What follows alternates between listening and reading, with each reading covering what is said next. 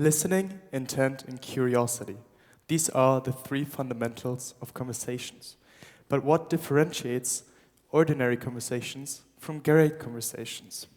In the next few minutes, I will try to present you techniques to convince you about the benefits of starting a conversation with any person that you would like. See, when I was 13 years old, I decided that I want to change. I wanted to take the next step, and I wanted to try something new. I always strived for one thing: independence. And in order to become independent and learn how to take responsibility for my own actions, I decided to attend an international boarding school in Austria, far away from the sense of security which my family and my friends gave me from home. I especially remember the times before the summer break, before the new school year began, when I sat down and made plans where I would write down my goals which I wanted to achieve during the year. But I had neglected one essential aspect: my social life. I had one major issue. I wasn't very talkative at that time. And I didn't possess the confidence to go up to people, whether it was a teacher or a student, and start a conversation. I didn't have the courage. And when I had the courage to actually start a conversation, it would more be like a Q&A, where I would just ask random questions just to keep the conversation going, rather than an enjoyable dialogue. I missed out on a lot of opportunities, as I didn't see the point of talking to strangers, to students. And I've limited myself to a small circle, and I didn't experience the joy and fun when people with their different backgrounds and cultures met and enjoyed time together. These missed opportunities could have turned into experiences which stayed with me for life. I would like to share with you what has helped me to break that fear, connect with people, and start engaging in conversations. The first thing: hi. A simple word which carries a lot of weight, just 2 letters. And I would like you to imagine the following scenario. You're at a bar and you see this person which you've never seen before in your life, and imagine what you would say to that person. In most cases, people would start with a simple hi. But a hi is difficult for most people, as the moment before approaching people, our mind already starts to question whether it's a good idea to start a conversation or not. Our brain starts to overthink. People replay the moment in their head before it even happens. And how should I say it? What if they think that I'm weird? Is it okay what I'm saying? And the other person on the other side also starts to question. Does it sound weird? Why is this person approaching me? What should I respond? That tiny moment before approaching is a moment of fear, of rejection, and judgment. What helps is defining what you want. My goals were never about personal benefits or to get something in return, but overcoming my first obstacle, starting a conversation.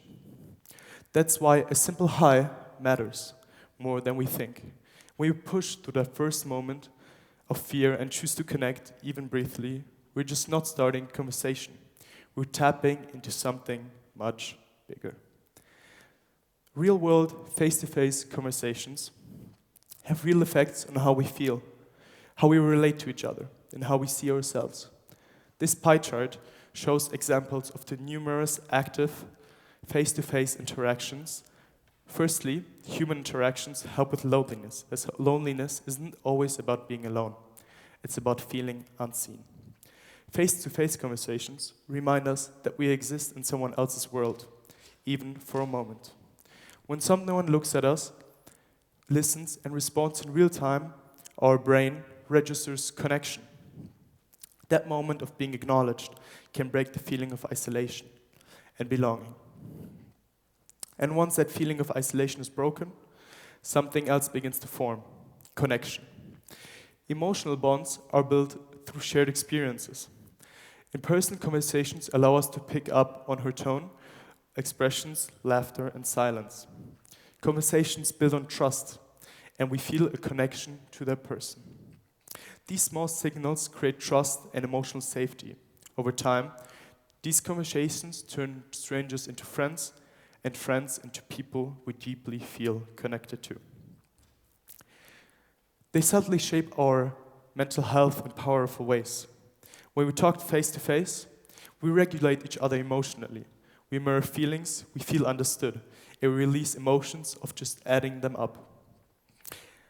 This kind of interaction reduces us going over the same over and again and helps us process thoughts more clearly. It's one of the most natural forms of emotional support our brains are wired for.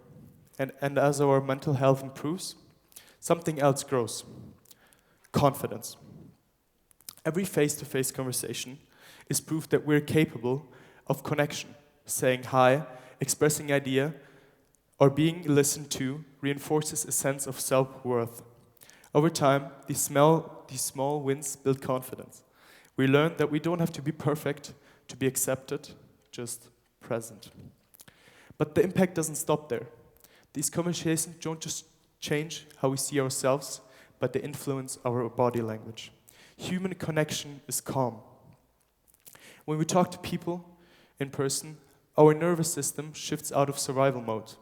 Eye contact, laughter, and shared understanding reduce cortisol and help the body to relax. Even in short conversations can make us feel lighter, grounded, and less overwhelmed. Every relationship, opportunity, and friendship starts with a first sentence.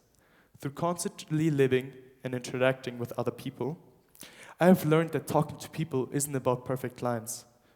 Great communication lies in showing up with the right intention. I could be standing here the whole day and just give you a step-by-step guide on how to talk to people. But there's one universal thing that stands out which helps you to create an immediate positive connection with anybody, and that is kindness. I believe that kindness, especially in terms of connection, is all about showing real concern and care. And that's what makes the person you are talking to feel valued. It makes them feel good. Show that you care, have good intentions when starting a conversation, and show empathy. And it gives the other person a feeling of being understood. People rarely reject someone who approaches with a smile and confidence, and from my personal experience, when you lead with kindness, something shifts. People start inviting you to places you once felt disconnected from. You begin having conversations with people you always wondered about, but never thought you could approach. Now, why does kindness help us create connections? This slide shows the hormone oxytocin, a brain chemical also known as the love hormone, that supports bonding and connection between people. Our brain releases oxytocin when we feel safe, connected, and understood. We feel good when we're kind, and others feel good when someone is kind to them. Our brain releases oxytocin during simple moments, whether it's a simple smile or being listened to without interruption. And when oxytocin is released, something remarkable happens. Our guard comes down, our stress levels drop. We stop overthinking what to say next. And suddenly, talking feels much easier. That's why great conversations aren't the ones being forced, but rather feel engaging and authentic.